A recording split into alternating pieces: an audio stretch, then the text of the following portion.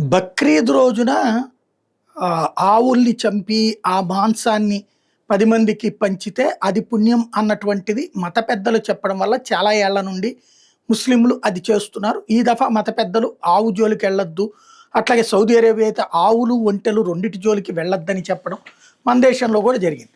బెంగాల్‌లో అయితే ఇక ఆవుల అంతం అనేటటువంటిది దారుణంగా జరుగుతోండేది. ప్రతి ఏడాది నడి రోడ్డు మీద నరికి వీడియోలు పెట్టి మరి ఆహ్, మనల్ని హిందువులకు సంబంధించి ఆవేదన కలిగించే పరిణామాలు జరిగేది. ఈ దఫా సీన్ రివర్స్ అయింది. ఒకటి అక్కడున్న మత పెద్దలే ఆవుల జోలికి వెళ్ళొద్దని చెప్పడం ఒక ఎత్తు. రెండవది ఇదివరకు మమతా బెనర్జీ ఏం చేసేది?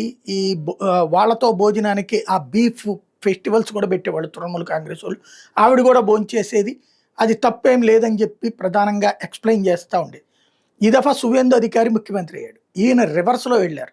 ఇవాళ కరెక్ట్‌గా ఆహ్, ఆవుల్ని చంపి తినేటటువంటి రోజునే ఆవుల్ని పూజించి, ఆవులకి గోసేవ చేసేటటువంటి సంస్థ దగ్గరికెళ్ళి, అక్కడున్నటువంటి గోపూజా కార్యక్రమంలో పాల్గొన్నారు.